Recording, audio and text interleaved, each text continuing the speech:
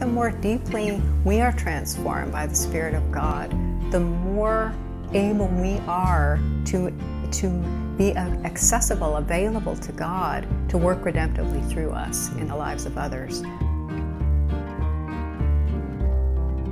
Well, thanks, Teresa, for being willing to engage in this conversation. You're welcome. So I kind of wanted to begin by asking you maybe to describe how you see your personal and spiritual and clinical lives woven together. It's been a process and a journey of discovery, I would say. My first understanding of integration was as something that I was trying to relate these two disciplines of psychology and theology at a conceptual level. And then I'd say I took another step of discovery about what does that look like clinically if I'm trying to be mindful of the presence of God in my clinical work. And then the final step I'd say I took in graduate school was in discovering what does it mean to be an integrated person, so that whatever I'm doing, wherever I am, that I'm mindful of how God might be moving in and through me, whether that's with a client, a student, a family member. And so I appreciate your observation because it's what I aspire to be an integrated person where my sensibility about the kingdom of God and God's redemptive purposes in the world are part of how I live, whether that's in a session with a patient or teaching a class with students or whatever that might be. So I very much want to be cooperative and collaborative with what the Spirit of God wants to do in whatever context I'm in. How does spirituality influence your clinical work? Well, I think that spirituality for me is really the heart of my clinical work. It's the fuel of my clinical work. I was raised Catholic, and so I'm very liturgical in how I think about time, the orientation to time in the church year, the seasons of the church year. How we focus on different aspects of the life of Jesus during different seasons of the church year. And so going with those rhythms of seasons, which right now we're in the season of Advent, and that's a season of waiting. And what does it look like to wait for things in our life, to wait on God, to wait for things that we long for and desire. And then at a meta-narrative level, what does it mean to be waiting for the return of Jesus and the establishment of his kingdom then and also now, and how to be cooperative with that as it's happening right now. So I'm very much informed by my spirituality in many and deep ways. I guess that's a backdrop for that. Do you bring up spiritual things in when you work with people?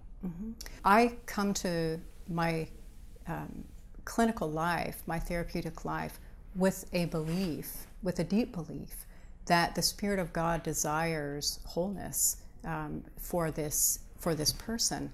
And my hope and prayer is that I will have a part of that, in that in some way. And so what I'm listening for is the language that they use to describe their spirituality, which I find Ken Pargament's broad definition of spirituality as the search for the sacred. It's our longing to be connected with transcendence, with something bigger than what we are. And for me, of course, that's God as a Christian. That's the Trinitarian God. And for others, though, I'm very open to how God has been moving in their life up to that time, and what's the language that they use to describe it in terms of meaning, purpose, values. And so I listen for the language that they use to describe that.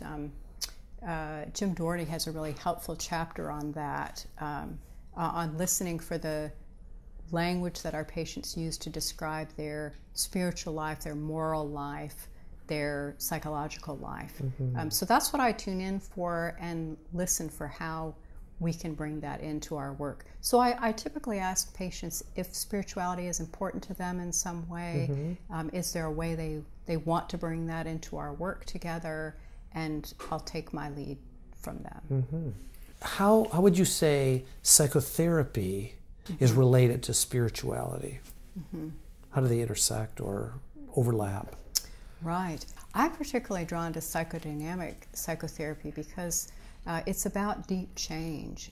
It's about what is sometimes referred to as structural change, which has to do with the way our very personality has been formed, and that we know now from research on infant attachment, and that even from earliest hours of life, even before we're born, that connection with our mother is so important and crucial for developing a sense of well-being, a sense of identity.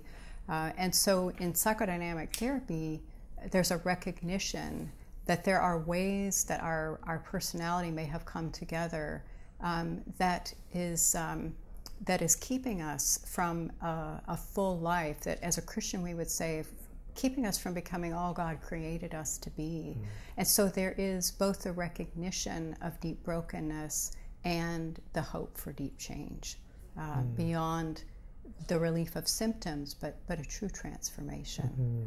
And so I find that very compelling and consistent with what I believe as a Christian.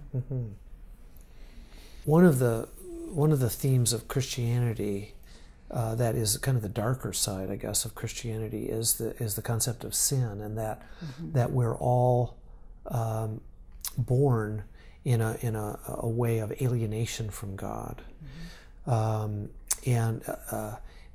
Is there a way where Christian psychodynamic therapy can work with that issue?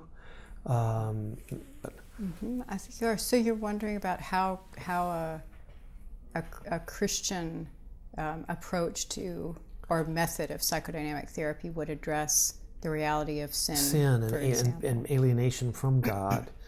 I mean, the challenge, when we talk about spirituality, is there's many spiritualities, and many ways in which we relate to the transcendent or to the ultimate, but Christianity has this kind of edge to it that suggests that our spiritualities fall short of what God's wanting, and that therefore we need conversion, and we need definitely a deep transformation, that a new creation, in order to have a kind of relationship with our Creator that comes to us through Christ. And so this is a rather robust, maybe we could say kind of a redemptive aspect of Christianity. But I think when I think of psychodynamic therapy, I think Christians can do that too, but it's going to be complicated by this set of considerations. One thing I like to say is that both Sigmund Freud and Melanie Klein, two prominent analysts, historically, of course, Freud's the founder of psychoanalysis, felt that it was important for people to acknowledge the darker side of human nature, the aggression, the hate, the envy, the greed, and Freud, who got a lot of things wrong in terms of religion, I think got one thing quite right about religion, is that some people would use religion as a way of avoiding looking at unpleasant realities of life, and would use religion as an escape.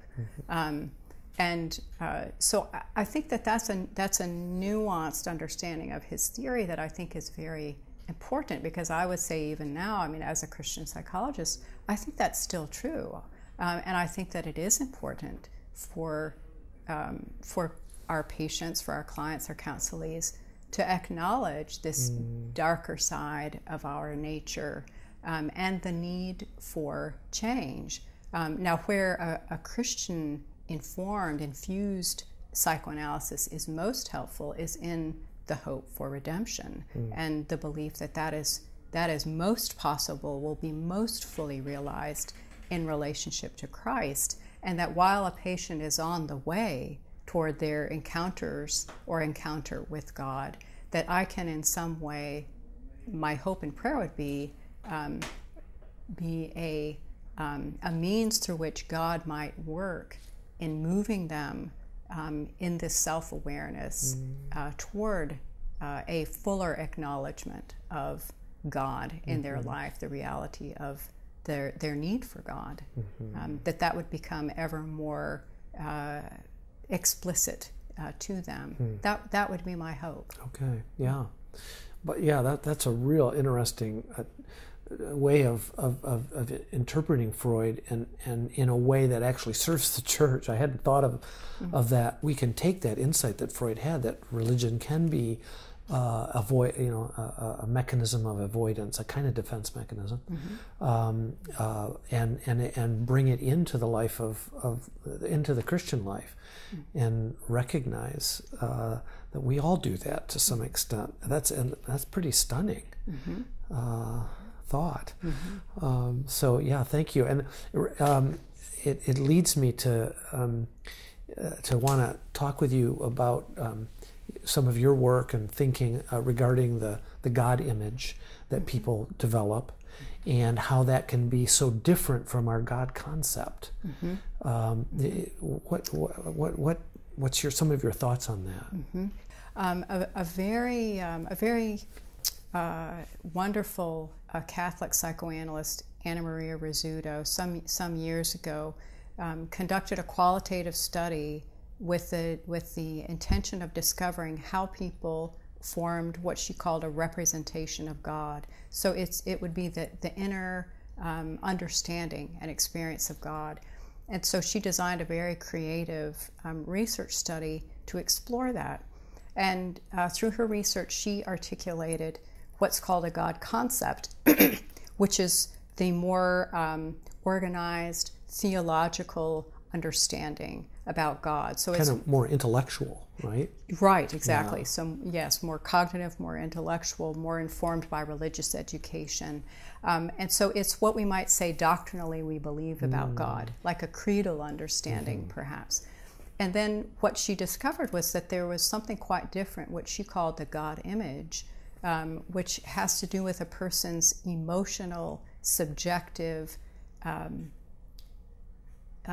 experience of God, and later contributions from attachment theory would add the inclusion of that it's a implicit working model. We would say it's an implicit understanding of how God moves and works in my life. And so what we discovered through a number of research studies I've been involved in is that a person's God concept, like what I might creedally proclaim to believe about God, may be quite different than what I relationally experience about God. So one way we might say this is, yes, I believe God is loving, but you couldn't prove it by my life. You know, that when I come to think about where is God in relation to me, well, God may be quite distant or uninterested or unmoved by my suffering. What we know from research is that has something to do, not everything to do, but something to do with these earliest life experiences in relationship, and how we've internalized our understanding of ourselves and others and the world, and that so our God image is born out of that, but also it's born out of our need of who we need God to be. Or who we wish God to be. This Rizzuto also discovered in her research. Wow. Yeah. Seminaries do a good job of teaching about the God concept then. What are the attributes of God and nature of God and so on. But it occurs to me that we don't spend as much time thinking about at a seminary about one's God image than this deep kind of internalized relational structure that is the means by which we connect with God. That's pretty revolutionary, probably, for seminary education. We need to pursue that, I think. I think that would be wonderful, because in preparation for ministry, that what pastors, because I've also been passionate about working with pastors over the years, what they'll encounter is both. I mean, they'll be teaching and preaching and teaching people about God and sort of schooling along their concept of God, but what they'll encounter in their pastoral sessions with parishioners has more to do with God image. It's what's the working out in my life of what I believe. Yeah, I find people that are troubled or come from religiously troubled homes end up, they might even say, well, I know God loves people, but I'm different. I'm in a separate class, and presumably, in a way, it's the God image structure that is in the way. At least to me, he feels like he's opposed to me or against me.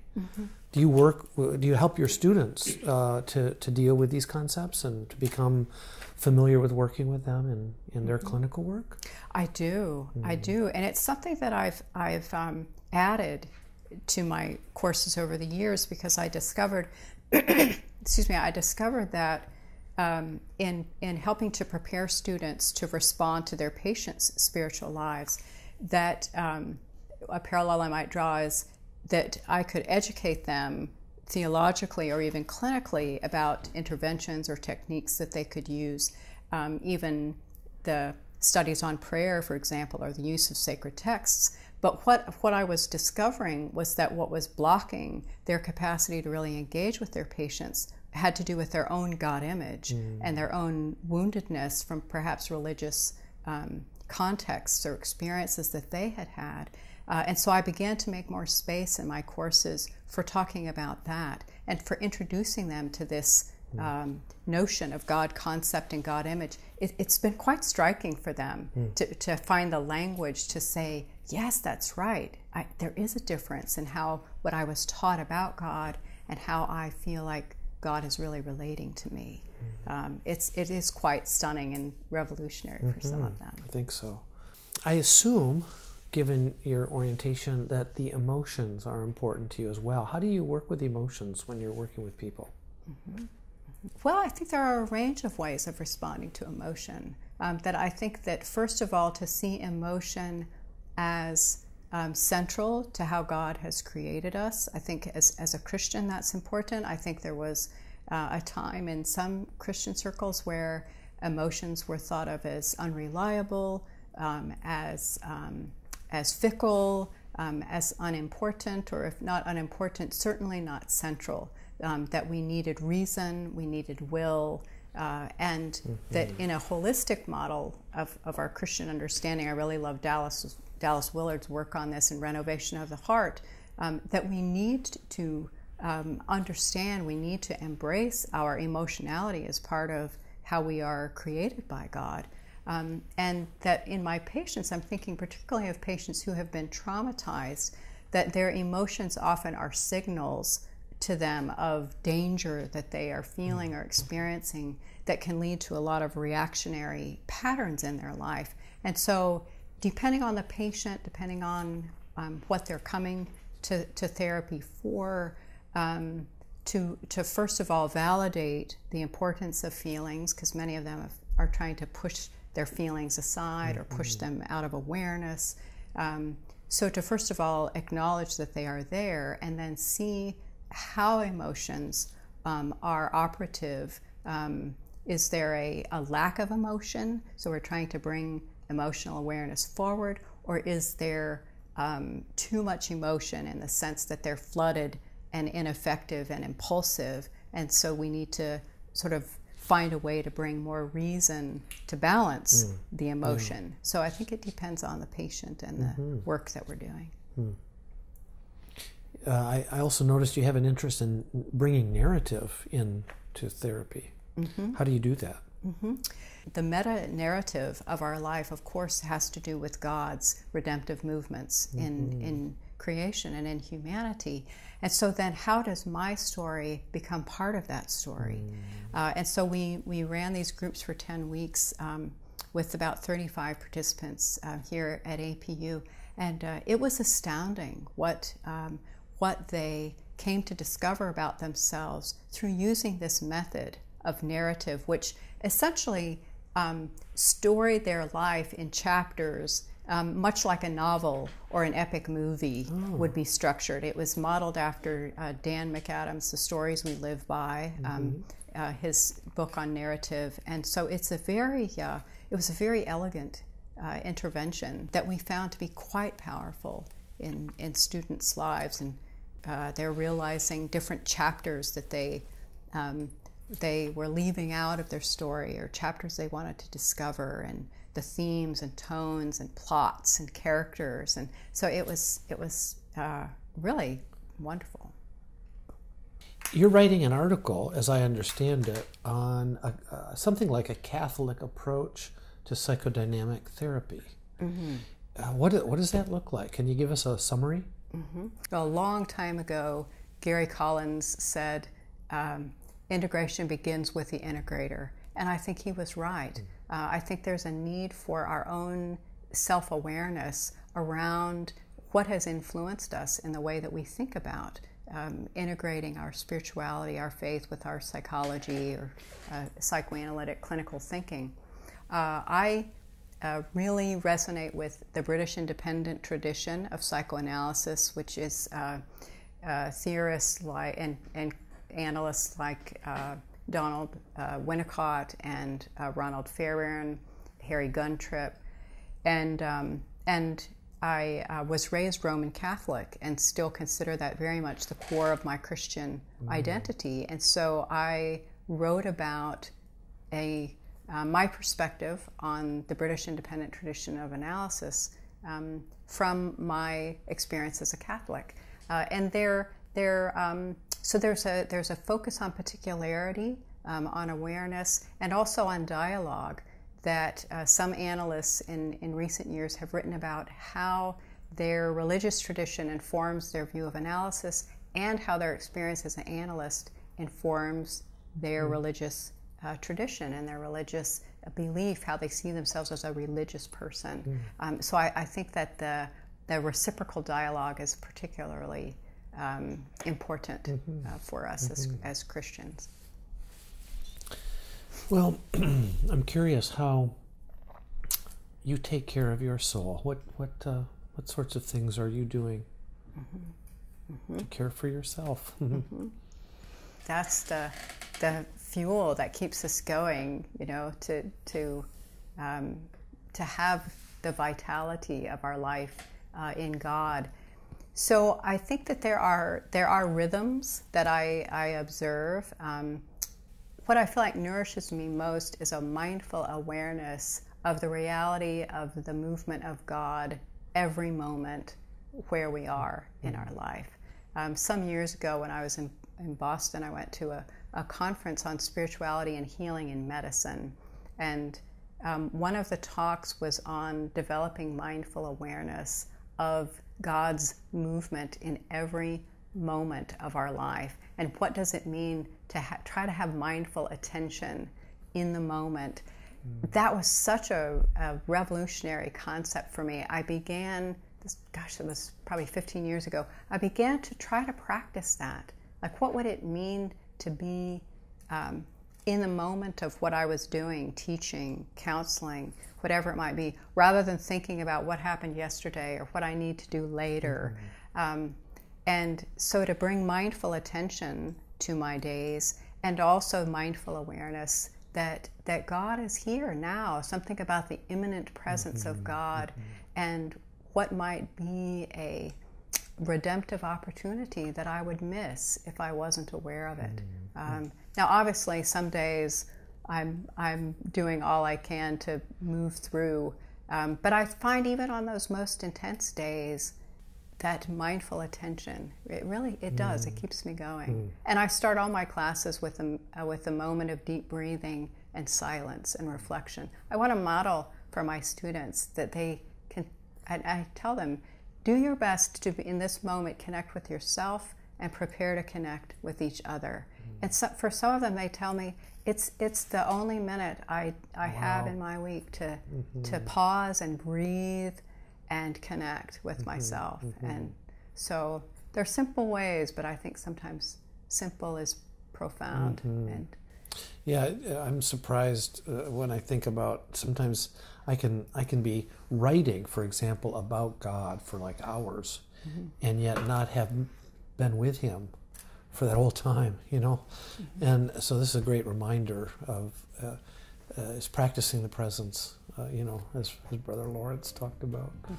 Well, thanks so much, Teresa, for sharing some of your life and story with us. You're welcome, Eric. It's been my pleasure.